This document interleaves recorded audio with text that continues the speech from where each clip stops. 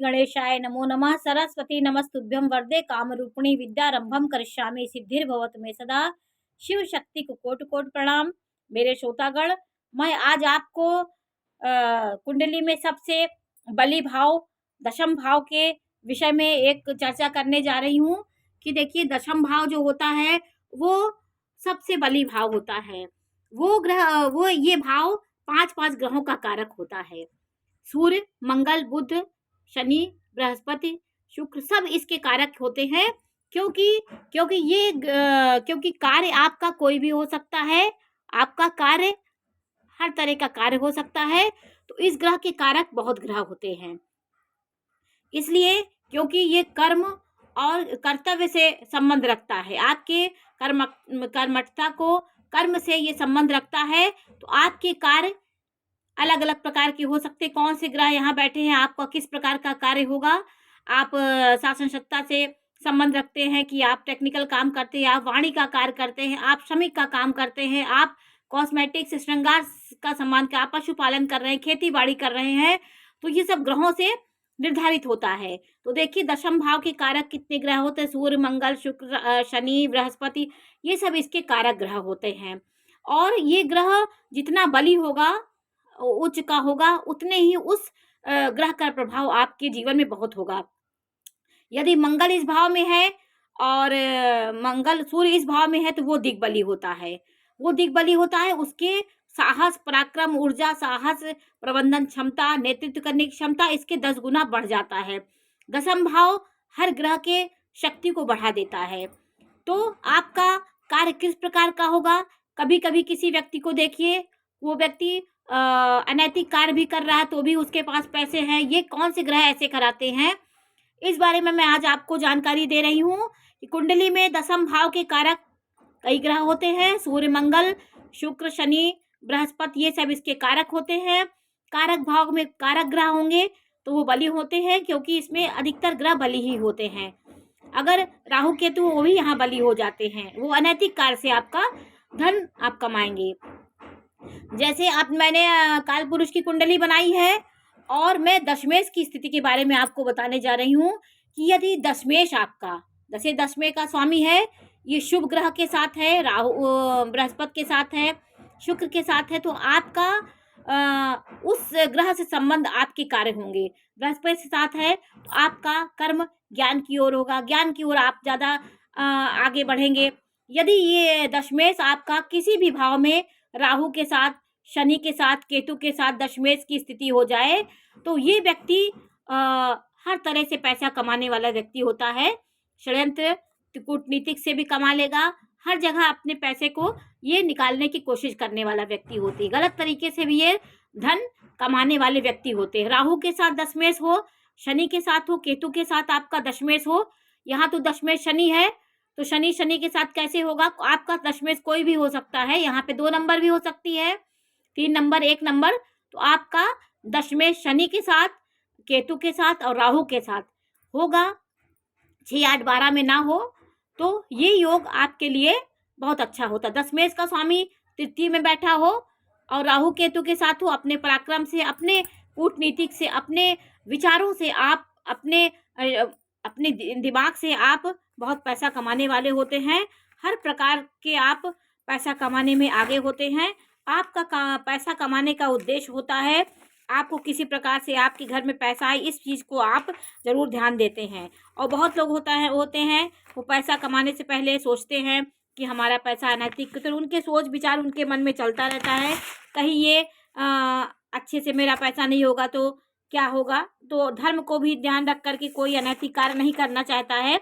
और कुछ लोग होते हैं अनैतिक कार्य करके भी उनके पास पैसा आना एक उनका लक्ष्य होता है, चाहे जिस प्रकार से पैसा आए। तो दशमेश का पापी ग्रहों के साथ होना, शनि के साथ, राहु केतु के साथ होना, तो जैसे वो राहु केतु का स्वभाव होता है, ये राक्षसी ग्रह थे, कहीं ना कहीं ये व्यक्ति को गलत तरीके से पैसे का अर्जन करने वाला बनाते हैं और इनको फलित भी होता है। ऐसा नहीं है गलत तरीके से ही पैसा इनको फलित होगा, सबके जीवन में ऐसा नहीं होता है। लेकिन कुछ कुछ ऐसी राशियां होती हैं, जैसे शनि की राशियां हैं, शनि लाभेश में बैठ जाए तो आपका कई प्रकार से पैसा आएगा। कई तरह से आपके पैसे आने का स्रोत कई प्रकार से हो सकता है। दशमेश का लग्न में बैठना आप जानते हैं कि स्वकर्म से स्वार्जित धन से आप स्वकर्म स्वर मेहनत से और धर्म के मार्ग से आप पैसा कमाएंगे। आप धर्म को लेके नहीं चलेंगे तो आपके पैसे में बरकत नहीं होगी। आपका पैसा कहीं ना कहीं अनैतिकता से खर्च होगा।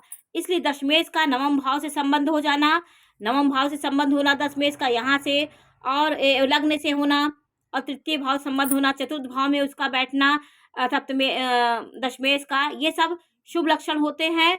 दशमेश आपका कहाँ बैठा है, दशमेश आपका सप्तम में बैठे, ये भी आपके व्यापार के लिए अच्छा होता है।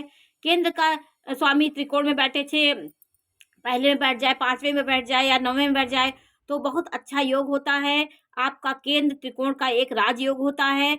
आपका दशमें पाप पीड़ित ना हो, 6, 8, 12 में इनकी स्थिति ना हो, तो आपका भाग्य और आपका कर्म दोनों साथ होगा, और आप अपने किसी भी तरह का आपका व्यापार है उसमें आप आगे बढ़ते रहेंगे। यहाँ पे मंगल, सूर्य हो दशमेश, और वो या तृतीय का स्वामी यहाँ बैठ जाए, आप बहुत पराक्रमी होंगे। सेना, साहस, प्रबंधन क्षमता, अस्त्र शस्त्र चलाने वाले, घुड़सवारी करने वाले आप होंगे। आप इससे बहुत आगे जाने वाले व्यक्ति होंगे।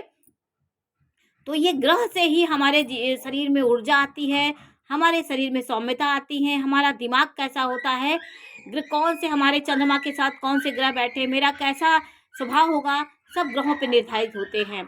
हमारी जो भी संरचना होती, जो भी हम करते हैं जीवन में, सब ग्रहों के अनुकूल हमारी दिनचर्या, हमारे नेचर में ऐसे स्वभाव आने लगता है। तो ग्रहों से ही हम आबद्ध हैं। हमारा कर्मेश के अनुसार हम अपने व्यवसाय को चुने तो हम बहुत आगे होंगे। यदि आपका मंगल नीच का है, सूर्य आपका कमजोर है, नीच का है और 6, 8, 12 में हो, तो आपके जीवन में आत्मा से आप कमजोर होंगे, बहुत परिस्थितियां आपकी खराब होंगी, आपको अपने पार्टनर से दुख मिलेगा। तो कई तरह की बातें होती हैं ग्रहों के नीच और अस्त होने से। तो आज मैंने आपको ये बताया, और मैं आपको ये बताऊंगी कि दशमेश आपका सूर्य है तो आपका कैसा कार्य होगा, मंगल है तो आपका सेना, साहस, पराक्रम, और सूर्य है आपका दशम भाव का स्वामी और उसी में बैठा है तो आप सरकारी से टच होके कोई ना कोई आपका काम जरूर होगा। शुक्र है तो आप श्रृंगारिक प्रसाधन सामान जो होता है, कपड़े का काम, ज्वेलरी का काम, ये सब काम आपके लिए फलित होगा। बुध है तो आप वाणी से और टेक्निकल दिमाग आपका, बैंकिंग लाइन, शेयर बाजार, लेन देन का जो ऋण होता है इसके मामले में इसका काम आप कर सकते हैं। बृहस्पति होगे तो आप ज्ञान देने वाले, उदार हृदय के होंगे, सबका भला करने वाले होंगे। तो ये ग्रह ऐसा होता है, ये भाव कि जो भी ग्रह होगा वो अपने बल को 10 गुना बढ़ा लेता है, वो बली हो जाता है। तो शुक्र अपने वैभव विलासता और अपने जो भी भौतिक सुविधाओं की ओर आपका दिमाग जाएगा, उस ओर आप जाएंगे, उससे आपकी बहुत इनकम होगी। और शनि है तो वो शनि आपको दास ग्रह होता है, ये सेवा करने वाला होता है। आप सेवा करने वाले होंगे, आप जहाँ भी कार्य करेंगे आपको सेवा वृत्ति आपके अंदर होगी। बड़े पैमाने पे आप किसी का सेवा करने वाले होंगे, जैसे सरकारी सेवक हो सकते हैं, किसी के साथ काम करने वाले होंगे। तो ये सब आपके ग्रहों से दशमेश का निर्धारण होता है। तो आज मैं यही चर्चा करने वाली थी कि आपके दशमेश यदि पापी ग्रहों के साथ है, राहु केतु के साथ है, शनि के साथ है, तो इसको आप कहीं अन्यथा ना लें, इसको सही है, क्योंकि आप कई तरह से की पैसे कमाने की आप बहुत आदी होते हैं। आप हर तरह से पैसे कमाने की कोशिश करते हैं, ये नहीं सोचते हैं कि मेरा पैसा धर्म से आए। ये आपके ग्रहों पे ऊपर निर्भर करता है। यही दशमेश बृहस्पति के साथ हो जाए तो आप गलत करने से पहले 4 बार सोचेंगे, अरे ऐसा ना हो, वैसा ना हो, हमारे पुण्य होंगे, पाप होंगे, इस सब बारे में आपके मन में द्वंद्वात्मक विचार चलता रहता है। और राहु के साथ है तो आप फटाक से गलत का कर्म के पैसा कमा लेंगे। राहु केतु के साथ है तो भी आप ऐसा करेंगे, शनि के साथ है तो भी आप ऐसा करेंगे और आपको वो पैसा फलित भी होगा। तो आज मैंने दशमेश के बारे में थोड़ी सी आपको जानकारी दी। नमस्कार।